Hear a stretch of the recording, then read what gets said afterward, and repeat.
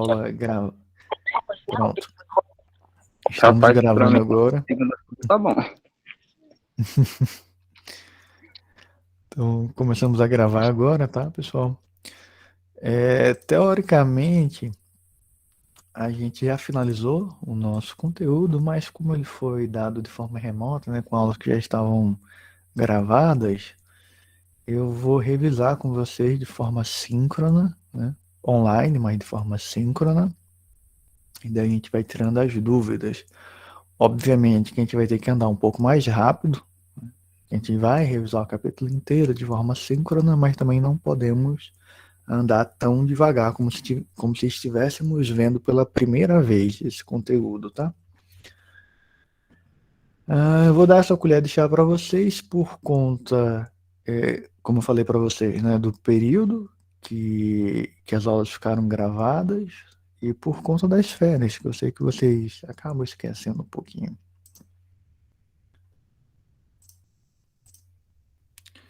Deixa eu só colocar o chat de vocês aqui na outra tela.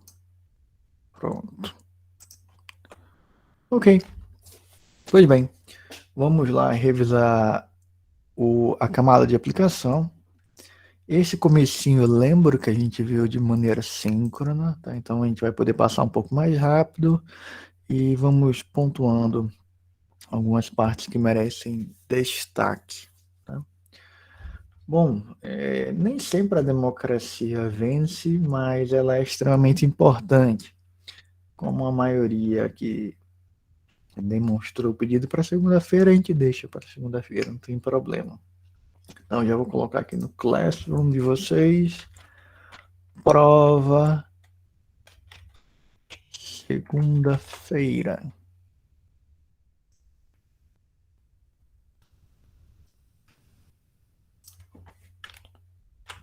Prova 2.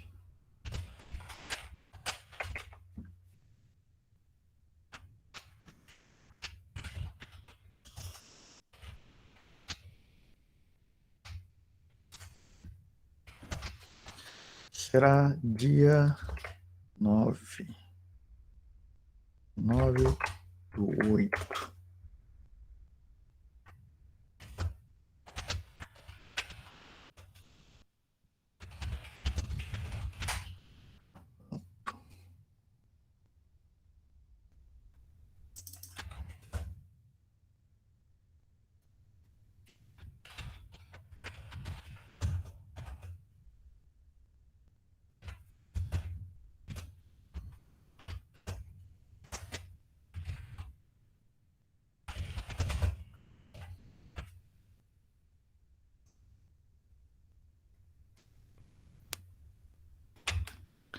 Ok, já está lá no Classroom. Beleza. Então, vocês devem estar vendo o meu slide. Deixa eu verificar. Pronto, estão. Então, a prova ela vai ser aqui do 2.1 aqui ao 2.5. Né? 2.1, 2.5, 2.6, 2.7 e 2.8 não cai na prova. Graças a Deus. É a única parte que eu tinha mais dúvida. Aplicação peer-to-peer, a gente chegou a ver já no capítulo 1, a gente já discutiu bastante, não precisamos discutir novamente. Socket, o DPI e TCP, a gente não chegou a ver essa parte de programação e não dá tempo. Nós temos que ir para o capítulo 3, camada de transporte e camada de rede. Né? Tem muito conteúdo para nós vermos ainda. Então, não vamos ver, até porque essa subseção do capítulo 2 está em Java, um pouco desatualizado esse código que está aqui, dessas duas subseções, 2.7 e 2.8. O ideal é que a gente fosse para uma linguagem um pouco mais simples, como Python, onde a gente pudesse testar de maneira um pouco mais fácil. Mas, enfim, não cai na prova. Vamos focar no 2.1 ao 2.5. Tá? Continuando, revisando, na verdade, né, nós vimos que as aplicações são basicamente a razão de existir da internet. As aplicações dão vida, né, ao que a gente pode fazer dentro da rede. Então, obviamente, já estão muito familiarizados com e-mail, VoIP, que a gente chama de Voice over IP, né? O resumo é VoIP. Basicamente, quando você liga pelo WhatsApp de voz, você está realizando uma chamada VoIP. Ou quando você liga pelo Skype. Videoconferência em tempo real, que a gente está fazendo aqui agora. Quer dizer, não é bem uma videoconferência porque a gente está sem vídeo, né? Mas poderíamos ligar a câmera. Computação em nuvem, computação em grade, compartilhamento peer-to-peer, mensagem instantânea. Tudo isso são aplicações. E a gente precisa ter um protocolo. Desculpa, deixa eu só pegar um pouquinho de água.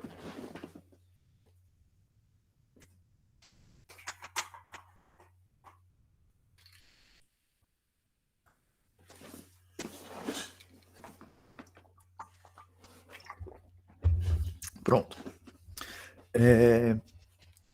Qual é a grande sacada aqui, pessoal? Cada camada, né, relembrando as camadas, para vocês que estão esquecidos, né? Camada de aplicação, transporte, rede, enlace, física. Em cada camada, eu tenho um conjunto de protocolos. Os protocolos são regras, são padrões que definem as ações e as mensagens que são trocadas dentro da rede. Eles definem como eu posso me comunicar. Vocês devem lembrar que a gente já discutiu isso bastante, né? Foi até a questão da prova passada. E a gente precisa. Tranquilo? Estão me ouvindo? Sim, sim. Tô ouvindo, tô ouvindo. Não, agora não dá mais problema, não, eu acho. Eu troquei até o microfone dessa vez, fiz todos os testes para ficar tudo tranquilo. Não sei se o som tá melhor, mas eu troquei até o microfone, que tava dando muito problema antes, né? Tá ótimo. Não, deixa eu trocar esse microfone para melhorar o som. Tá top, professor. Tá até mais alto agora. Antes tinha que escutar com fone de ouvido. Não, eu troquei o microfone. Eu vou comprar um microfone top aí para as aulas ficarem melhores, né? Porque eu sei que faz diferença, né? Vocês, quando ouvem cortado ou baixinho, aí não é a mesma coisa. Enfim.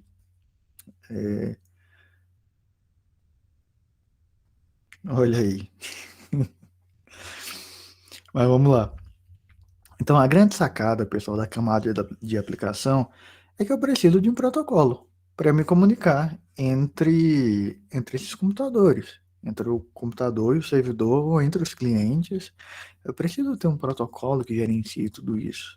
E é basicamente isso que a gente vê nesse capítulo, né? A gente estuda os protocolos tipo o HTTP, o FTP, o DNS, os protocolos de e-mail, são os principais protocolos da camada de aplicação. Tem mais? Tem. Mas eles são os dos mais importantes, por isso que a gente aborda esses protocolos. Como que eles funcionam, como que a gente consegue abrir uma página web, como que a gente consegue traduzir um nome no IP, que no caso é o protocolo DNS. Então a gente vai investigar como funciona cada um desses protocolos. A gente viu também que a gente não programa o núcleo da rede. O que tem no núcleo da rede, quem lembra? Quais são os dispositivos que tem no núcleo da rede? Roteadores. Roteadores. E vocês, como programadores, como usuários, vocês não gerenciam os roteadores. Vocês não programam nada para os roteadores. Certo? Mas como assim, professor? Vamos fazer aquela velha analogia com o correio. Você pode escrever a tua carta na linguagem que tu quiser, né? Tipo em japonês. Mas você não pode decidir como o correio vai enviar essa carta. O correio que decide qual é o caminho, qual é o caminhão que ele vai transportar. O que você faz fica restrito à mensagem que você está enviando. É aquilo ali que você controla, camada de aplicação.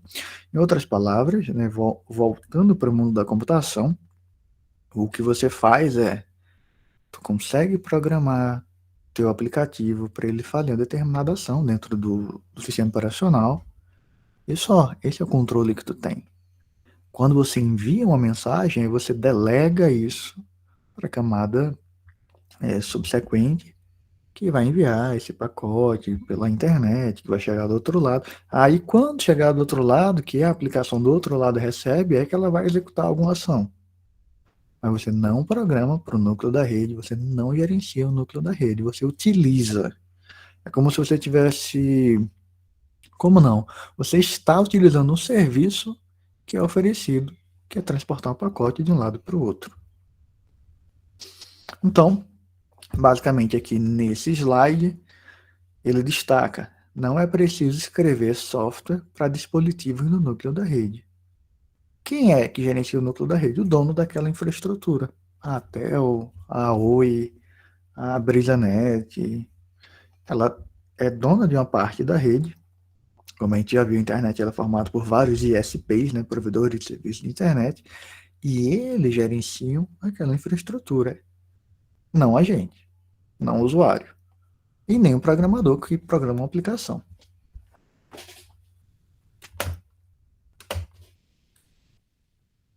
Aí a gente vê alguns princípios da camada de aplicação, né? Que é um cliente-servidor, né? Basicamente, o cliente é aquele que pede alguma coisa, servidor é aquele que serve, né?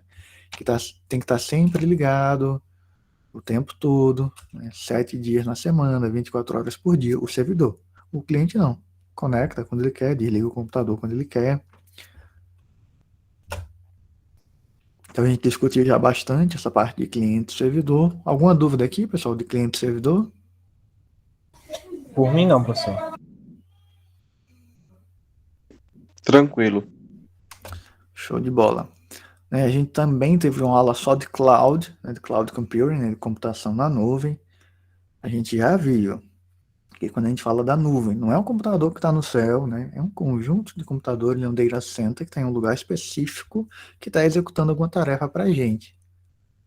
Só recapitulando essa parte da nuvem de forma assim, bem rápida,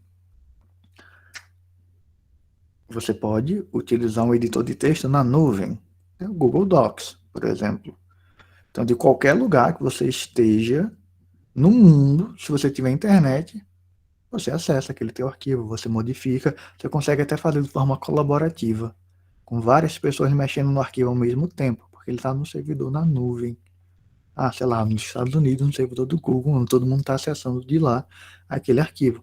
É diferente de quando você tem um documento do Word, que está só na tua máquina, que se teu computador queimar, aí tu perdeu. Se teu HD queimar, por exemplo, né? Aí tu perde e tu não acessa de outro lugar, porque ele não está na nuvem, né? Então a gente viu esse conceito de nuvem, a gente viu os tipos de serviço de nuvem, né? Software como serviço, plataforma como serviço, infraestrutura como serviço. Então, vamos pular aqui esse slide, né? A gente já deu uma rememorada rápida. Nesse slide aqui é um data center do Google, né? Um data center basicamente é uma central de dados, né? Vou traduzir. Data center em inglês, em português, central de dados, onde a gente tem um conjunto muito grande de computadores, que a gente chama isso de um pool de recursos, né? Num único lugar, para prover o serviço da nuvem, né? Um serviço na nuvem. A gente discutiu o que é uma arquitetura peer-to-peer,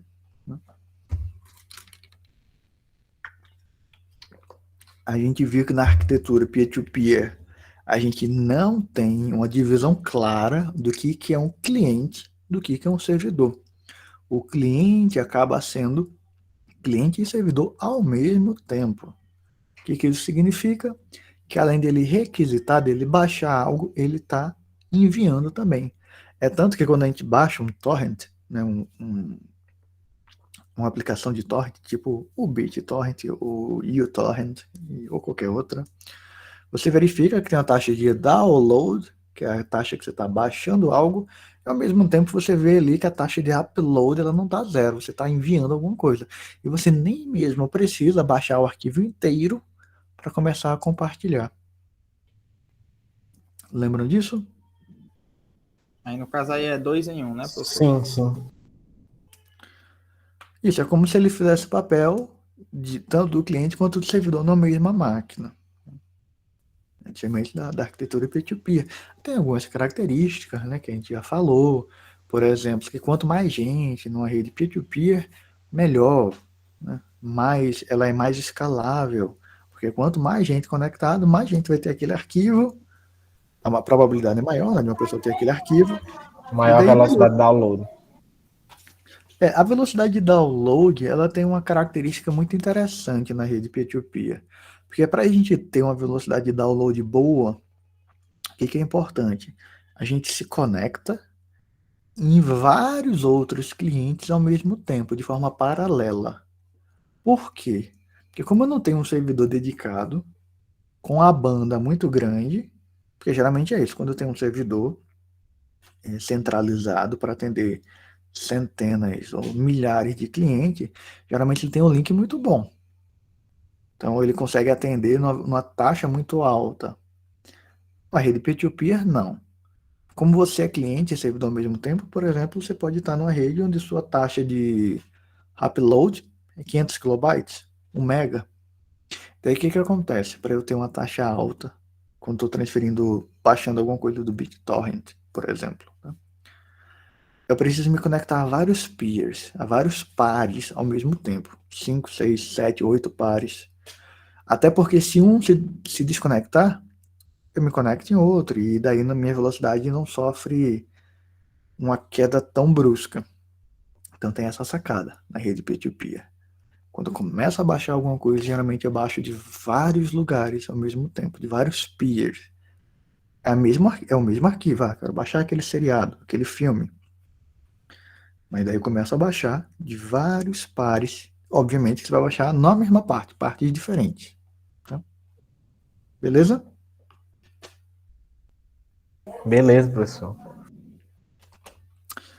Pois bem, eu posso ter também uma arquitetura híbrida cliente-servidor, onde eu tenho tanto um servidor dedicado para iniciar a disseminação daquele arquivo, quanto uma rede peer-to-peer que está ali funcionando como uma rede peer-to-peer. Né? Em resumo, eu tenho os dois lados. Um servidor dedicado, uma rede peer-to-peer rodando ao mesmo tempo. Daí a gente chega num conceito que é muito importante, que é o conceito de processo. Né? A gente chama de processo cliente, aquele que inicia a comunicação, processo servidor, aquele que espera para ser contactado, né? Para receber uma demanda que vai ser atendida por aquele servidor. Né? Um exemplo muito simples é o seu navegador.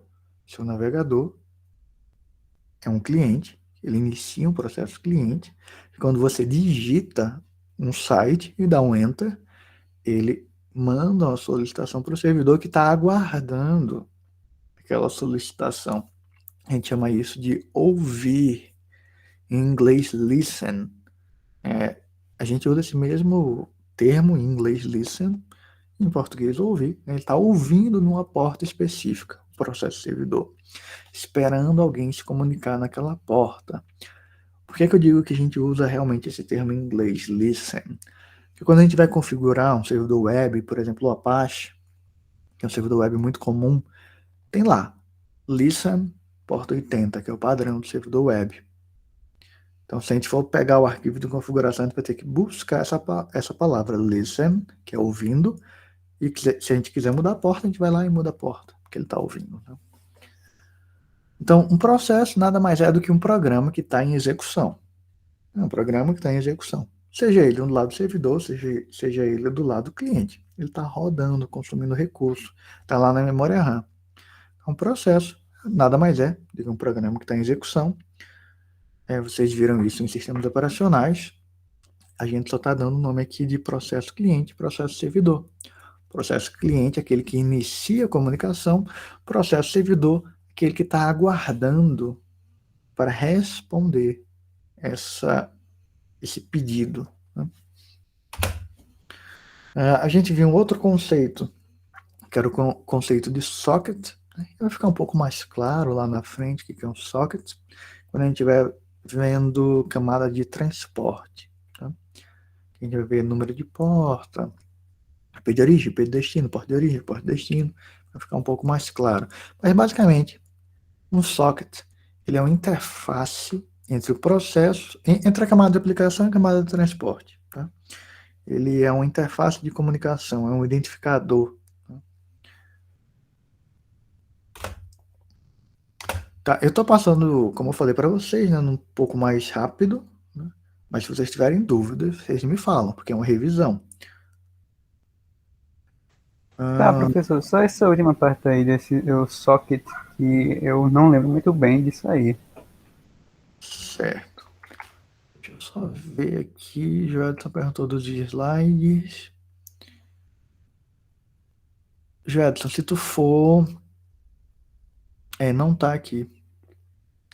Eu falei para você, se vocês forem atividades, materiais, slides, vai estar lá. Não, mas não tá. Acabei de ver aqui. Tá faltando.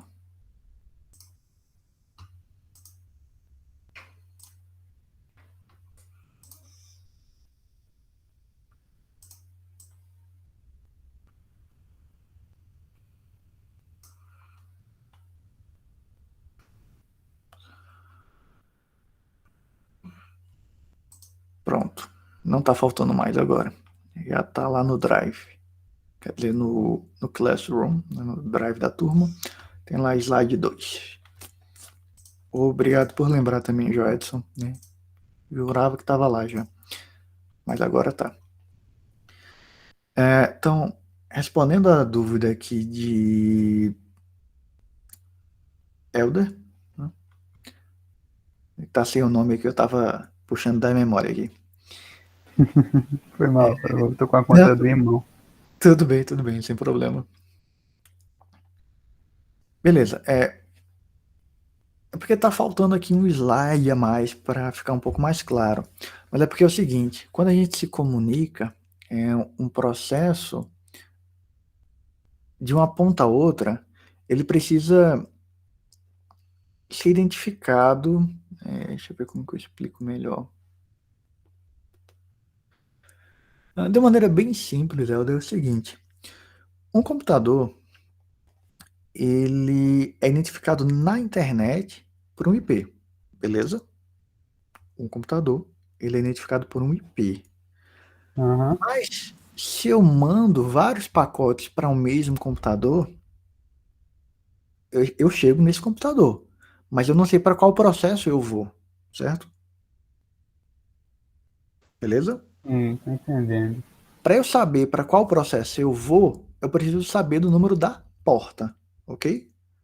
A porta que aquele processo está rodando. Então eu tenho uma tupla, a gente chama de IP e porta, certo? Tranquilo até agora? Sim, sim. Aí o que acontece? No servidor web, por exemplo, você acha que ele atende um cliente ou vários clientes? Vários, muitos clientes. Vários, muitos, né? Então a gente cria uma interface de comunicação que a gente chama de socket, que a gente cria um identificador para cada cliente. Como que a gente cria um identificador único? IP de origem, qual é o IP do cliente? Porta de origem, qual é a porta de origem do cliente? Certo? E para onde ele está se conectando? Porta de destino e IP de destino. Então, essas 4 informações criam uma interface de comunicação única de uma ponta para outra, que não tem como se repetir. Porque, por exemplo, se eu não tivesse um socket, que é essas 4 informações juntas para identificar um tráfego de uma ponta a outra, imagina um servidor web tratando apenas a seguinte informação: qual a porta que o pacote está chegando e o IP. Não, todo mundo vai se conectar no mesmo IP, na mesma porta. Porta 80 é o IP do servidor. Então ele tem que saber quem é que está pedindo aquilo ali. Então ele vai precisar da porta de origem. Ah, mas a porta de origem poderia ser igual. Tu pode usar a mesma porta do que eu aqui em casa. Porque é o teu computador, é o teu sistema operacional, a gente pode repetir o número da porta. Mas para que a gente tenha essa interface de comunicação única, tanto do lado do cliente quanto do lado do servidor, a gente cria o que a gente chama de socket, que é basicamente um identificador composto por uma tupla. O que é uma tupla? Um conjunto de dados. Que dados? Porta de origem, porta de destino, IP de origem, IP de destino. Mas assim, relaxa, a gente vai ver isso aí de novo, tá? Na camada de transporte, é o próximo capítulo, e daí eu vou ter um slide de apoio melhor para ele explicar, onde a gente vai ter umas figurinhas mostrando assim a porta de cada processo, o IP de cada computador, com o nome socket, bem mais bonitinho, porque realmente esse slide aqui, ele está bem assim simplificado, porque a gente está vendo a camada de aplicação e a gente precisa de uns 4 ou 5 slides de apoio que a gente só vai ver lá na camada de transporte. Mas antecipando, de forma bem resumida, é isso que eu lhe falei, beleza? Só uma coisinha, o socket, ele é tipo, é um processo que acontece dentro do servidor, o servidor gasta tá narrando ele ali, ou é uma coisa que está à parte, que é tipo um servidor só dedicado a fazer esse processo para vários outros servidores? Boa pergunta. O socket, ele, como eu lhe falei, né, é uma interface de comunicação que é gerenciada pelo sistema operacional. É o sistema operacional que gerencia um socket. Isso em cada máquina. Por exemplo, é bom a gente até ver um código disso. Quando a gente vai se conectar num servidor, a gente abre um socket na nossa máquina. A gente diz assim, olha, eu quero estabelecer um socket, TCP ou UDP, você tem que dizer, se é TCP ou UDP, na porta tal. Aí ele vai dizer qual é a porta que você quer se conectar. Você não diz qual é a sua porta, porque isso aí é o sistema operacional que gerencia, que ele dá uma porta, né? Porque você pode dizer que está ouvindo na porta tal. Então, um socket é basicamente essa definição de interface de comunicação, digamos assim, na internet. Quando a gente vai programar, deixa eu mostrar para vocês, eu vou dar um pulo aqui.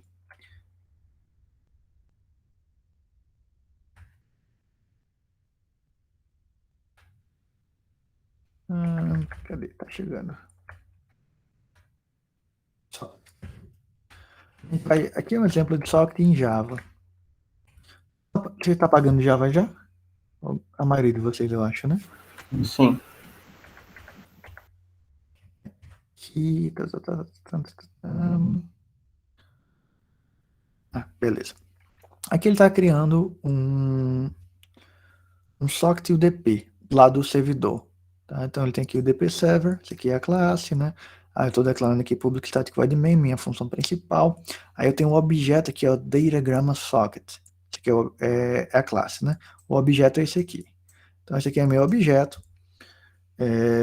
Server Socket, né? Então eu faço assim, New Datagram Socket. Eu digo qual é a porta que eu vou estar ouvindo, né? Então eu disse qual é a porta que eu estou criando o meu socket. Aí ele cria aqui um fluxo de dados para receber e para enviar, né, um array, né, do tipo byte. E aqui eu já abri um socket que eu fico ouvindo nessa porta aqui. Eu já estabeleci a porta que eu vou ouvir. Qual é o IP? O IP da minha máquina, o sistema operacional sabe. Então eu delego como programador que eu estou nessa porta aqui, ouvindo na porta 9876. E daí quando eu quero ouvir alguma coisa, ele vai dizer... Deixa eu ver aqui. Ouvindo, ele botou um while true, né, que ele vai ficar nesse loop infinito recebendo dados, né, nessa porta. Então é um loop infinito de receber dados, né. Então ele fica aqui esperando receber alguma coisa, né, e à medida que ele recebe, ele vai respondendo. Ele manda um send aqui depois. Deve ter um socket TCP aqui, tem também, que é o mesmo princípio. Ele tem o lado cliente aqui.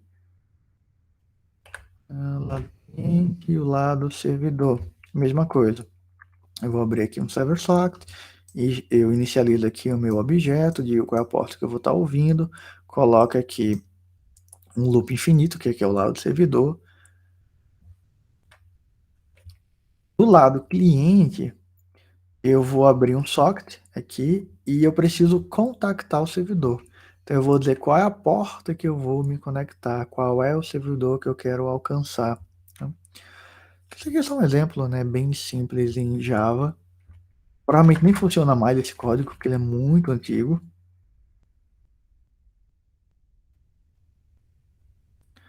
Se vocês forem testar algum código de socket, eu sugiro vocês irem para Python. Vai ser a sintaxe é um pouquinho mais limpa, para vocês entenderem o que está acontecendo. Eu tinha confundido esse negócio do socket com uma coisa lá que é tipo um servidor cheio de IP. Não, tem nada a ver. Posso ter é muito normal, né? Eu ter vários sockets abertos com IP só. Para eu ter vários IPs, isso é até interessante a tua observação. Para eu ter vários IPs, eu preciso ter o quê? Várias placas de rede. Ou eu posso criar um IP virtual, mas isso é outra coisa. Mas a princípio, né, para eu ter vários IPs, eu preciso ter várias placas de rede. E estar em redes diferentes. No caso, esse servidor ele armazenava os endereços IP dos usuários, entende? Para facilitar uma comunicação lá com o negócio. É uma coisa assim. Não. Aí já não faz tanto sentido. Se ele armazenar o IP dos usuários, teria que ter mais informação para eu entender o que tu está querendo dizer. É uma Mas, coisa que eu estava estudando. Eu tenho que rever depois. beleza, tranquilo. Ok, continuando aqui, não me lembro se a gente falou, mas se já falou, eu falo de novo. Nós temos dois tipos de IP, né? O IPv4 e o IPv6. Né? Acho que talvez, com certeza eu passei algum vídeo para vocês sobre o IPv4 e o IPv6. Não lembro se eu cheguei a discutir, né, um pouco mais detalhadamente. O IPv4, ele tem 32 bits para endereçamento, né? 32 bits. Isso dá aproximadamente 4 bilhões de IPs. Acho que foi em 2011, eu acho que o IPv4 se esgotou. Não tem mais blocos de IPv4 disponíveis na internet. Então a gente é obrigado a migrar para o IPv6, onde a gente tem um número de endereçamento muito maior. Eu falei para vocês da questão exponencial, né? Quando eu tenho 32 bits, significa que eu tenho 2 elevado a 32 IPs, né? 2 elevado a 32 dá aproximadamente 4 bilhões. E se eu adiciono só um bit, por exemplo, 2 elevado a 33, eu vou ter o dobro de IPs. Eu teria 8 bilhões. Beleza? Lembram disso? Ou não? Mais ou menos. Rapaz, Processando ainda. Claro, repito sim. Nós temos, a gente vai estudar também mais detalhadamente no capítulo 4, né? Os tipos de IP. Tem IPv4 e IPv6. Primeiro, o que é o IP? IP é um protocolo, Internet Protocol, né? Um dos campos desse protocolo é o endereço que a gente identifica um computador na internet. Geralmente, nós temos um formato como 200.133.45.10, separado por pontos. A gente chama isso de octetos, né? Temos 4 octetos. Isso é o IPv4, tá? Que se esgotou em 2011, aproximadamente, aqui no mundo inteiro, na verdade. Ele não tem mais blocos de IPv4 disponíveis. E daí a gente está migrando já há alguns anos para o IPv6, que é algo um pouco complexo de fazer essa migração, porque a gente precisa atualizar os dispositivos físicos, em outras palavras, os roteadores. O IPv6 ele tem 128 bits para endereçamento. 128 bits para endereçamento, ou seja, para endereços IPs, é muita coisa. Como assim, professor? Como muita coisa. Dá para dar um IP para cada grão de areia na Terra e ainda sobra muito IP. Ainda sobra bastante, né? Então, eu vou explicar lá na frente, em maiores detalhes, o que é IPv4, o que é IPv6, a diferença entre eles, né? Mas em resumo, por enquanto é isso. O IPv4, 32 bits, que é o que ele destaca aqui, 32 bits. IPv6, 128 bits para endereçamento. Tá? Bom, se vocês quiserem abrir o prompt de comando, né, vai lá iniciar, cmd, vocês digitam lá ipconfig, vocês vão conseguir ver a configuração de IP de vocês, né? Qual servidor DNS, qual gateway, qual o IP de vocês externo, né? Qual o IP de vocês interno. E daí, no capítulo 4, a gente fala em um pouquinho mais de detalhes, né? Por que que vocês têm o IP, praticamente todo mundo que está aqui tem IP chamado 192.168.1.4.101, né? que é um IP inválido na internet, porque a gente está atrás de uma coisa chamada NAT, Network Address Translator. Mas para eu não deixar vocês confusos, vamos seguindo aqui com o nosso conteúdo. Beleza. Eu tenho um endereço IP que identifica o meu computador unicamente na internet. É isso que vocês precisam entender agora. Mas para identificar os meus processos, eu preciso de um número de porta. Então, do lado servidor, isso é extremamente importante, pessoal. Eu preciso conhecer previamente a porta que o servidor está executando. Porque eu preciso contactá-lo. Se eu não sei qual é a porta, eu não consigo contactar o servidor. Eu preciso do IP e da porta. Então, por conta disso, tem portas padronizadas, né? O servidor HTTP ele roda na porta 80 por padrão. O servidor de e-mail, porta 25.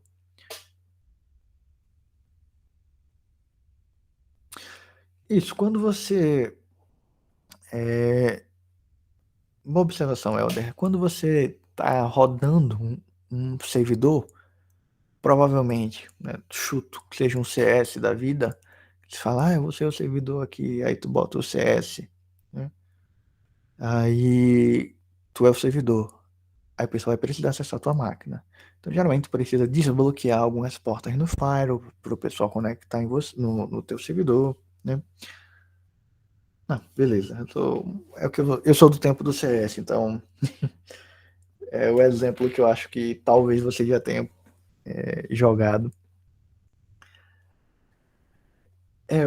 O Neto falou aqui, ó, 3306, se não me engano. Na verdade, isso é uma porta padrão do MySQL, que é um servidor, né? O SQL é a linguagem de query, né? de consulta, né? Aí é o SQL. Ali eu posso ter vários tipos de servidores de banco de dados. Um deles é o MySQL. O MySQL, ele roda na porta 3306. Mas vejam só, pessoal. Vocês não precisam decorar essas portas.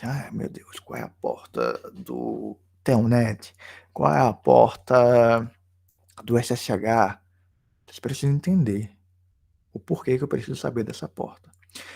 Em resumo, se vocês estivessem mandando uma carta, né, lá, vamos fazer uma analogia um pouco ruim aqui, lá para o IF, vocês precisam saber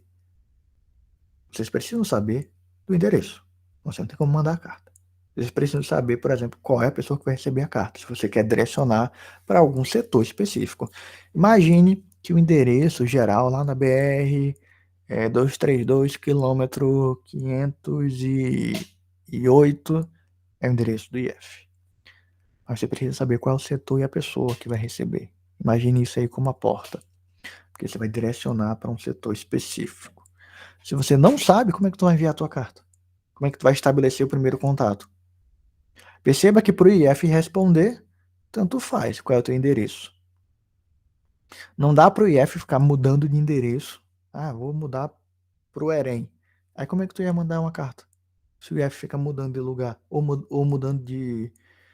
Vamos supor que os setores ficassem mudando de nome. No caso seria a porta, né? Tu não ia conseguir mandar uma carta. Tu ia botar a carta lá para o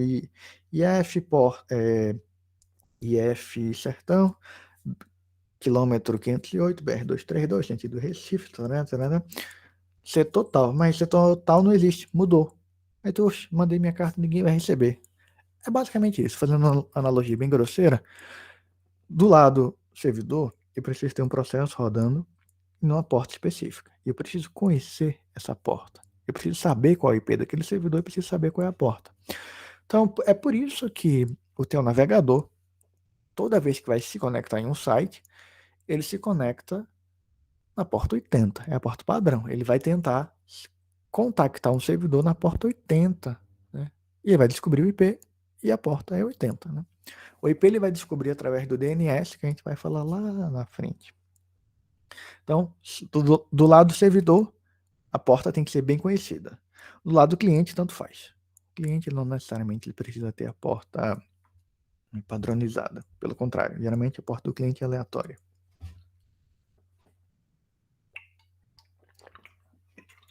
Tranquilo?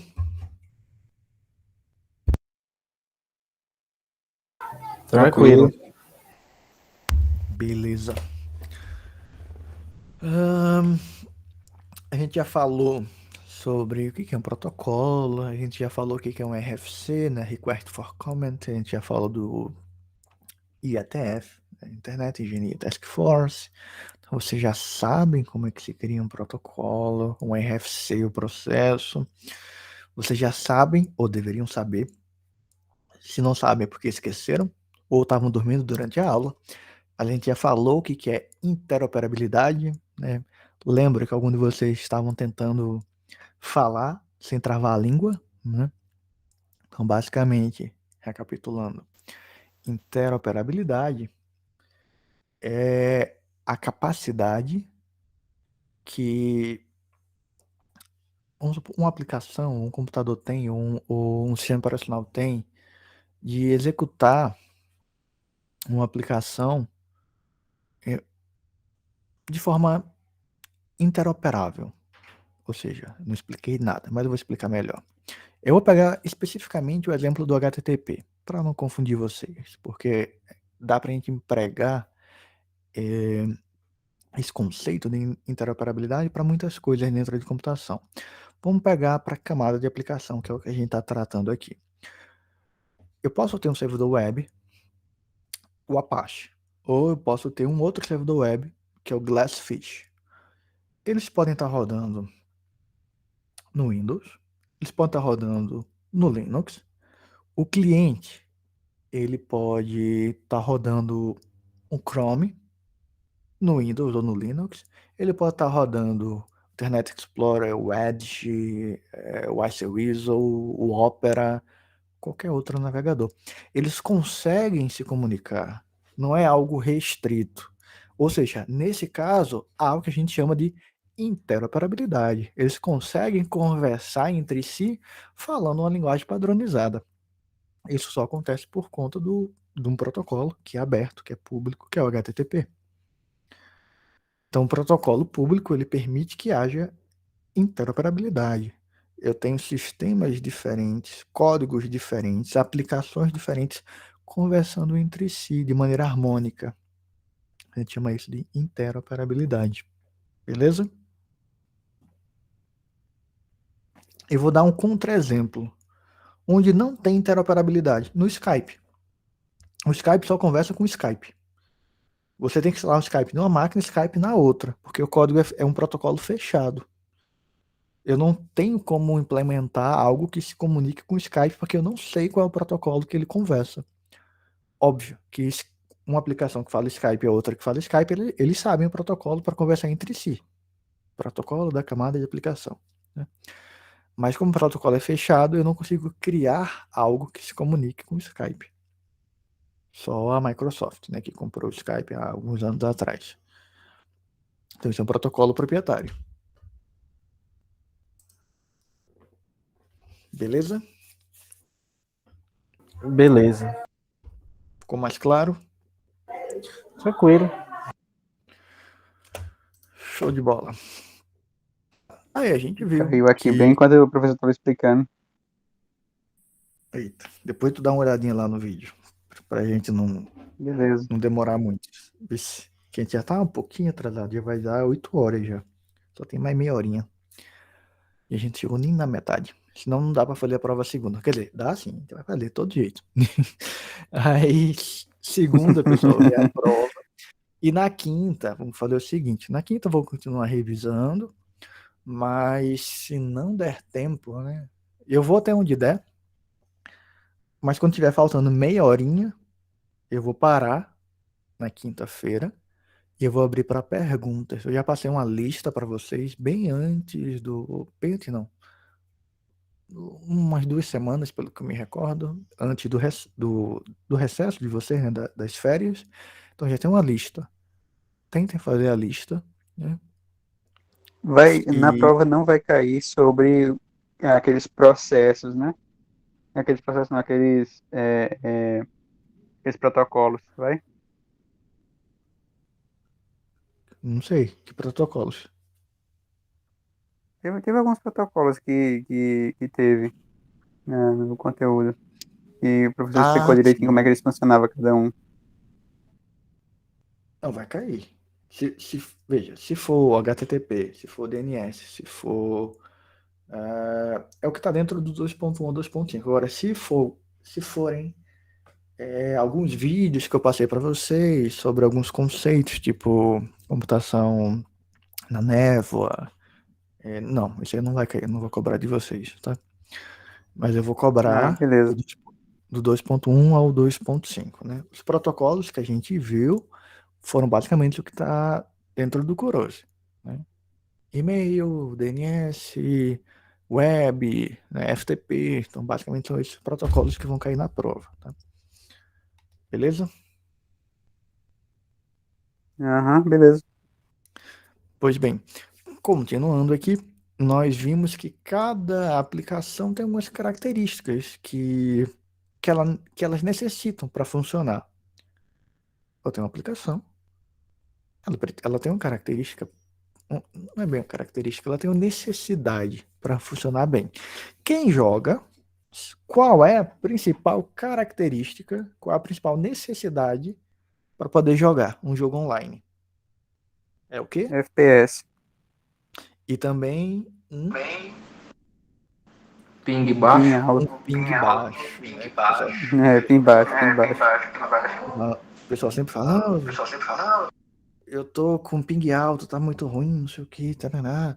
Eu troquei minha internet, da Atel pra Brisa, da Brisa pra Atel, não sei o que, o meu ping tá alto, já reclamei. Aí é uma característica. Quando você vai jogar, você precisa ter o ping baixo, né? Mas em relação à vazão, geralmente não é tão alto. Você não precisa de uma velocidade tão alta para jogar, mas o ping é importante. Então, assim, cada aplicação tem uma característica, tem uma necessidade diferente, né? Aqui nós temos um resumo, né? A gente já falou dessa tabela, né? Em relação a algumas características de perda, vazão e sensibilidade ao tempo, né? Um jogo, ele é sensível ao tempo, né? Uma transmissão de vídeo e áudio, como a gente está tendo agora, né? Ela é sensível ao tempo. Se começar a atrasar muito, a gente não consegue manter uma comunicação, porque demora muito para o outro lado ouvir e responder. Aí vai ficar uma pessoa falando por cima da outra, se a gente tem um delay muito alto, né? Um exemplo de um delay alto, eu já tinha falado para vocês, pelo que eu me recordo, vou falar novamente. É no Jornal Nacional, quando uma pessoa vai, sei lá, William Bonner, ele vai falar com um repórter que está em outro país, numa cidade que está em guerra. Aí, geralmente eles usam uma comunicação por satélite. Aí ele fala, fulano, como é que estão as coisas por aí? Tudo bem, não sei o que, tarará. Tem um delay. Aí o outro fica em silêncio, assim, olhando para a tela, como se nada tivesse acontecido. Depois de alguns segundos, fala, olá, boa noite, telespectadores, e começa. Aí você vê claramente aquele delay. Não dá para ter uma conversa assim, em tempo real dos dois lados, né? Porque o delay é muito grande. Beleza. Então vamos passar esse slide, né? A gente já tinha discutido previamente. E nós vimos que na camada de transporte, tá, pessoal? Quando a gente fala TCP ou DP, nós estamos falando camada de transporte. Então nós temos dois protocolos de transporte, TCP e UDP. O TCP ele oferece alguns serviços adicionais na transferência de dados. Ele cria um canal confiável de dados, onde ele retransmite pacotes que são perdidos, ele é orientado à conexão, tem controle de fluxo, controle de condicionamento. Mas uma coisa que a gente não consegue ter na internet é garantia de tempo, garantia de vazão mínima. Não existe isso. É impossível a gente ter uma garantia de vazão, porque não tem reserva de recurso. Diferente de uma rede de comutação por circuito, que a gente viu lá atrás, né? Na internet não reserva recurso, não reserva tempo. A gente tem atrasos variáveis, né? A gente viu também lá no capítulo 1. que nós temos 4 tipos de atraso, né? Atraso de propagação, processamento, transmissão. Qual é o outro? Quem lembra?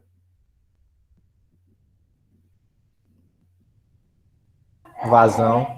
Não, errou. Fila. Atraso de fila.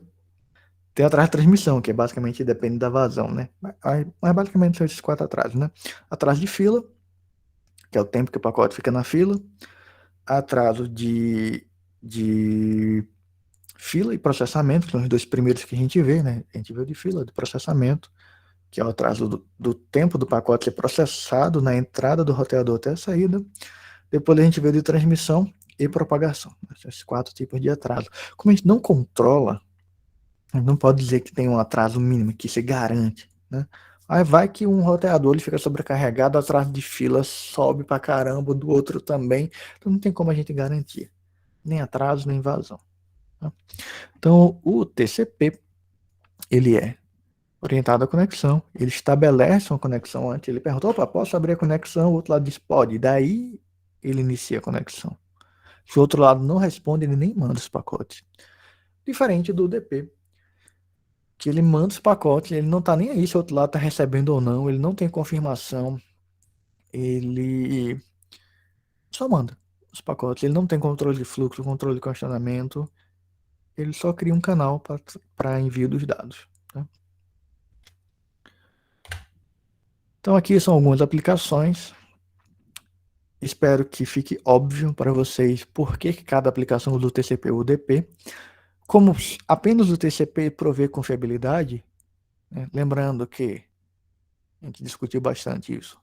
O núcleo da rede ele é não confiável na internet. Como o núcleo da rede ele é não confiável, a borda precisa ficar retransmitindo o pacote até que ele chegue. Quem faz isso é o TCP. Então, é o TCP que provê confiabilidade. Partindo desse ponto, se eu estou mandando um e-mail, eu preciso ter confiabilidade que meus dados vão chegar de forma íntegra e de forma total, né? Então eu uso o TCP. Se eu estou acessando remotamente uma máquina, dando um comando, eu preciso que chegue integralmente. Então eu uso o TCP também. Se eu vou acessar uma página, também preciso usar o TCP. Quando que eu vou usar o UDP? Quando eu tolero perda. Quando que eu tolero perda? Num jogo, por exemplo. Perder um frame ou outro, dá para jogar. Não adianta eu receber um frame atrasado, que já passou de uma cena, ou numa comunicação de voz ou vídeo em tempo real. Aí tem um detalhe. Se eu estou assistindo algo que não é em tempo real, tipo um streaming de vídeo no Netflix ou na Amazon Prime, ou agora tem um monte, né? Tem o Disney+, o Paramount, HBO Max, enfim, qualquer um desses do próprio YouTube.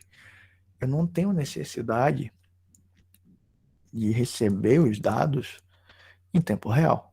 Então ele faz um buffer, né? Se tem uma perda de pacote, um atraso, alguma coisa, o vídeo ele trava, espera carregar para que você veja com uma boa qualidade. Né? Então, eu posso usar o UDP quando é um vídeo ou áudio em tempo real.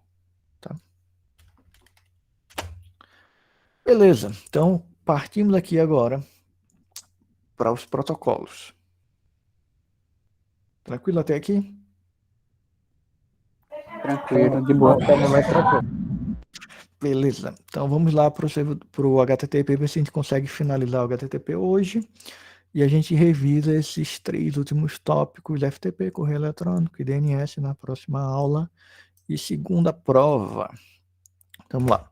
Web HTTP. Né? Nós já vimos também, né, esse capítulo, né, essa sessão.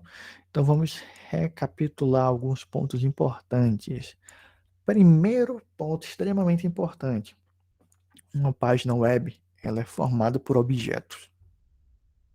Ela não é um arquivo único, que tem tudo dentro dela. Então a gente baixa o conteúdo por partes. Beleza?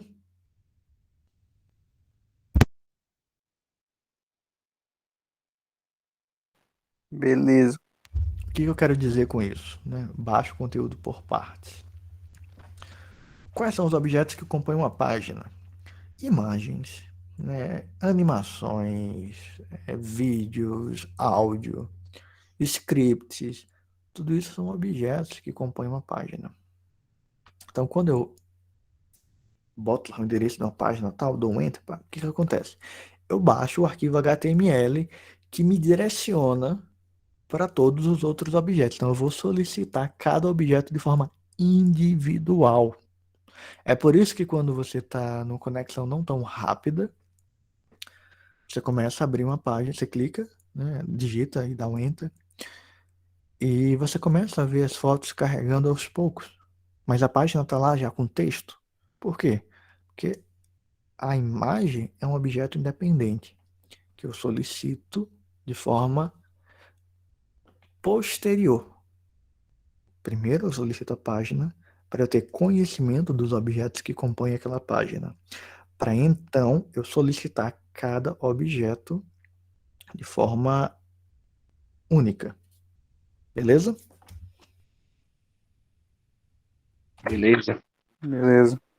Então, um protocolo de comunicação padrão para web. Né? Aqui tá um exemplo do servidor web Apache, né? É o HTTP.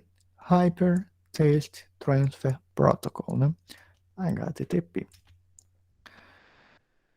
Vocês devem ter visto os vídeos que eu mandei, né? Tem HTTP 1.1, 1.0, 1.1, que é o que tem aqui no Corojo, que é o que cai na prova, tá? 1.0, 1.1. Mas nós temos o HTTP 2.0, já temos um RFC. Temos um draft, né, que está em processo de virar um RFC do HTTP 3. Então, não tem no livro HTTP 2 e 3, mas não vai cair na prova, tá? Mas é interessante que vocês vejam os vídeos se vocês não viram. Tá? Como a gente já tinha falado, ele usa a porta 80 por padrão, usa o TCP. Temos dois tipos de HTTP tratados nesse capítulo, que é o não persistente e o persistente. Não persistente é o HTTP 1.0. O persistente é o HTTP 1.1. Beleza? Aham. E qual a diferença entre um e o outro? Quem lembra? Um deles começa a conexão, aliás, pede para o servidor a conexão, o servidor abre e ele fica só pedindo conexão para abrir de novo, para cada coisinha que faz. E o outro mantém a conexão aberta depois de ter pedido para a primeira vez. É isso? Perfeito, perfeito. E qual é o melhor? O 1.1, né? O Por quê? que mantém a conexão aberta. E por que isso é bom? Porque economiza tempo. Tipo, ter que ficar mais rápido deixar já aberto do que ficar só gastando processamento e envio de dados, pedindo para abrir e fechar e manter a reabrir de novo. Perfeito. Quando você fala de economizar tempo, é porque ele diminui o quê? Qual é a palavrinha mágica? Qual é a sigla que a gente usa? 3 letrinhas.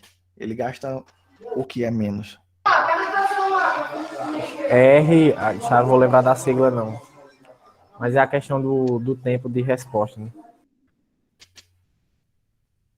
E aí, Eldo, lembra dessa? Aí eu não lembro. Tá aqui no próximo slide. Aqui, ó. É o RTT. Né? Ele gasta menos RTT, que é o tempo de ida e de volta, né? Ele economiza um RTT.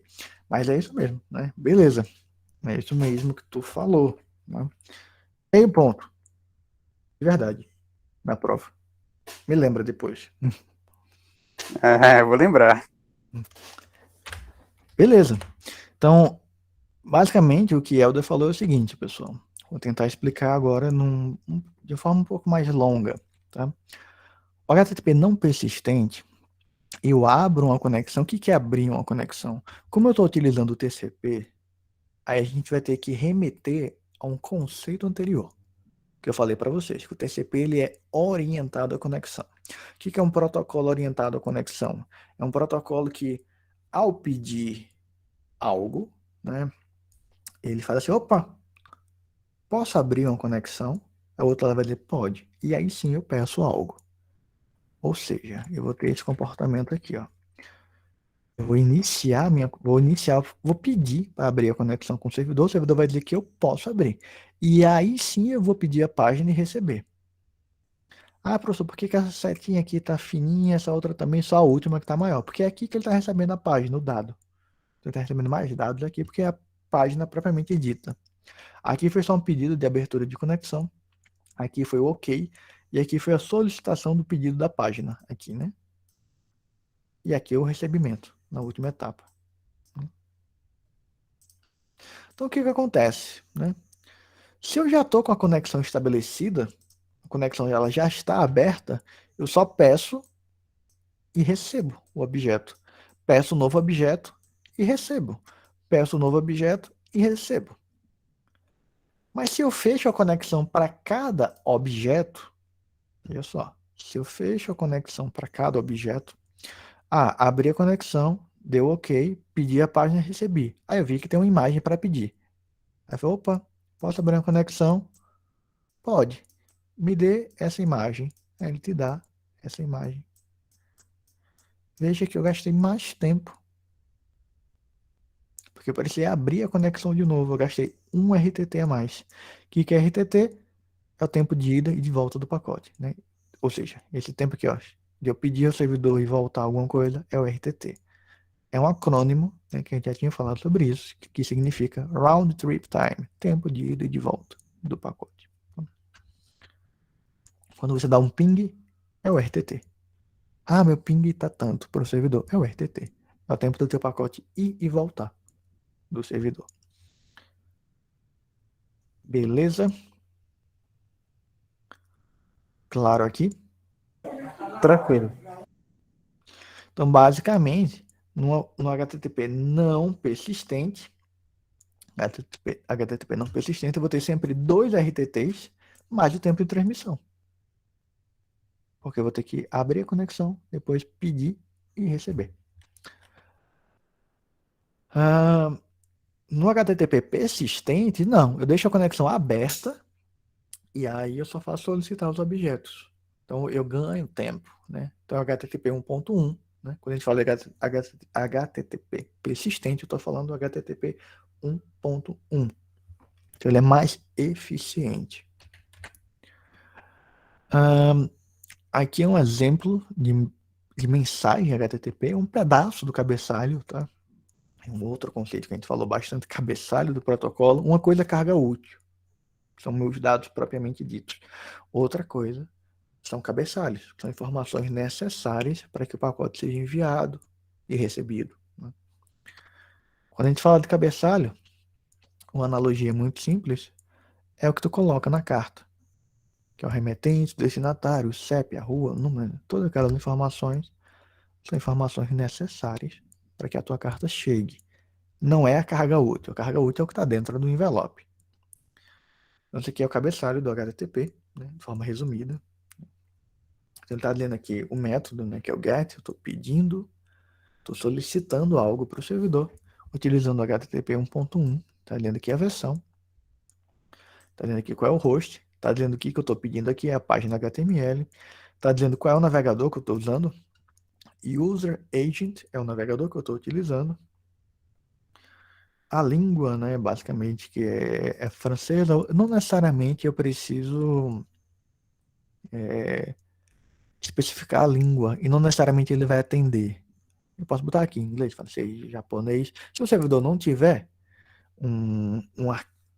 não tiver suporte para aquela língua, ele vai responder com o que ele tem como padrão, né? Aqui é o formato geral do cabeçalho, né, o método, a URL, a versão, que é basicamente o que a gente acabou de ver, de forma resumida. Nós temos os métodos, né, do HTTP 1.0, é o POST, o GET, né, o GET, o POST e o READ. No HTTP 1.1 nós temos a adição de 2 métodos novos, que é o PUT e o DELETE. Bom, de forma bem resumida, né, o que a gente usa na maioria das vezes é o GET e o POST. GET quando eu estou pedindo algo. O POST é quando eu estou pedindo e enviando ao mesmo tempo. Exemplo, quando eu preencho um formulário, quando eu vou logar no meu e-mail, quando eu estou enviando um formulário cheio de dados. Então eu faço um post, eu clico e envio um post. Estou enviando e solicitando algo ao mesmo tempo, né? Um get, por exemplo, se eu for abrir uma página de notícias, eu faço só um get para pegar aquela informação daquela página. No HTTP 1.1 eu tenho métodos adicionais como put e delete que usam em situações muito específicas, né? Que a gente usa geralmente para gerenciar algumas aplicações com interface REST, né? Que não vou entrar em tantos detalhes, mas anotem aí, se vocês quiserem dar uma pesquisada, interface REST, o RESTful, né? Daí eu uso put para atualizar um recurso, delete para deletar um recurso. Aqui é um exemplo de mensagem de resposta do HTTP. 200 é a mensagem de status, né, que significa OK, connection closed, fechando a conexão, a data, tem duas datas aqui. A data de modificação do arquivo e a data que ele está dando aqui a resposta. Tá? Obviamente que essa aqui, agosto, é a data da resposta, ela está à frente da modificação da página. Está dizendo qual é a versão do servidor, né? Como é a resposta, então não é o cliente, é o servidor que está respondendo. É o Apache 1.3, né, versão muito antiga. O tamanho da resposta e o tipo, né, um texto HTML. E aqui os dados. Veja que tudo isso aqui em cima, tudo isso aqui é cabeçalho. Alguns códigos de resposta aqui do HTTP, como eu falei para vocês, né? Tem uma RFC, a gente chegou a ver rapidamente a RFC do HTTP, onde tem uma parte só para os status do HTTP, de erro, de bad request, enfim. Né? Aqui é um pequeno recorte, né? 200 OK. Quando está tudo certo com a tua solicitação, o servidor responde com 200 OK, porque acontece na maioria das vezes. Né?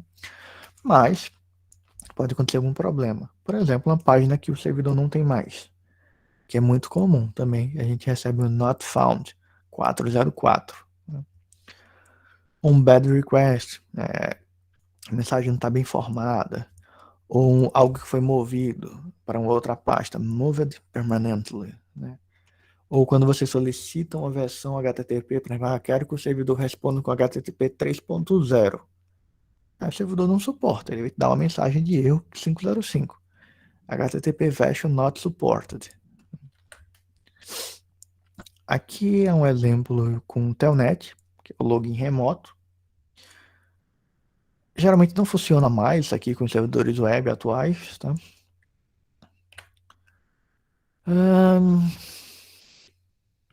9 minutos. Não vai dar tempo da gente acabar essa parte de cookies e cache. Ela toma um pouquinho mais de tempo. Na próxima aula eu retomo daqui da parte de cookies e cache, tá? A gente já correu bastante, já é muito conteúdo. Eu retomo dessa parte aqui de cookies e cache. A gente termina o conteúdo na próxima aula. Beleza, pessoal? Alguma dúvida até agora? Para não ter que correr aqui dentro, cookies é isso aqui, cache é isso aqui, aí ficar aquele atropelo todo. Nossa, nós só temos 8 minutos, então eu vou abrir agora esses 8 minutos para dúvidas. Tá tranquilo. Tranquilo? Até o momento deu para entender. Sim, uma coisinha. O IPv4 e o IPv6. O IPv6, ele é tipo aquela coisa lá, é parecido com o conceito que eles usaram quando mudaram lá, adicionaram um dígito para os números de telefone do pessoal daqui da região, para ficar maior, para ter uma quantidade maior de números possíveis. O IPv6 seria isso, o IPv4? Perfeito. Excelente analogia. Seria mais ou menos isso mesmo. Com alguns detalhes a mais, obviamente, né? Mas essa é uma das propostas. É a principal, né, do IPv6. Como o pessoal estava reformulando o protocolo, dado que estava fazendo alterações, o pessoal aproveitou e colocou algumas funcionalidades novas e removeu algumas que não eram tão necessárias do IPv4. Mas, perfeito.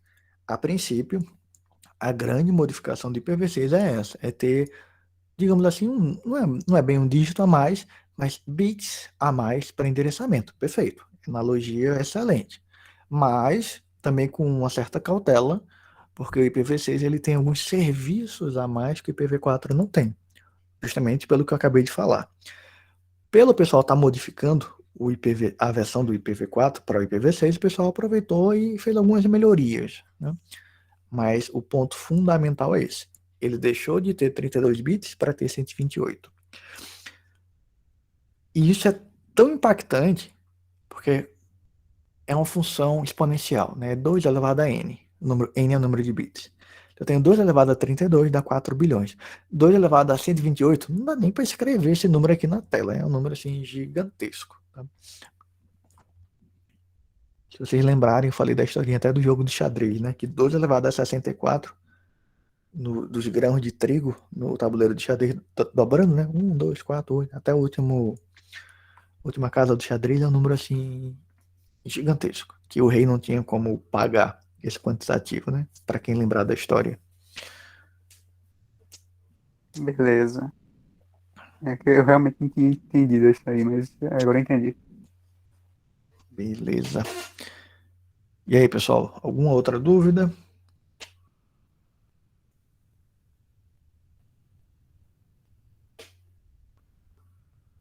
Não? Por mim, não, professor.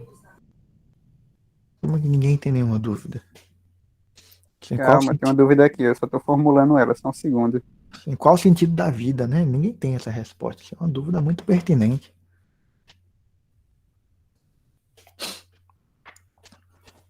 E aí, Helder, faz aí a tua pergunta.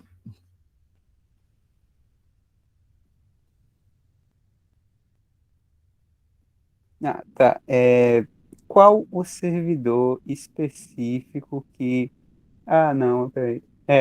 Vai ser. Não vai ser um servidor que vai mandar a mensagem, mas o próprio protocolo, mas tipo, é no núcleo que acontece quando o HTTP, por exemplo, mandou uma mensagem de not found, tipo, o processamento é lá no núcleo, aí de lá que vem a mensagem, né? Não de um Não, servidor. não. Veja só. O HTTP, na verdade, não só o HTTP, toda aplicação, ela roda na borda. Toda ela. Nenhuma aplicação roda no núcleo. Quando a gente fala de camada de aplicação, está falando de borda. Beleza? Primeiro ponto. Ah, beleza, beleza.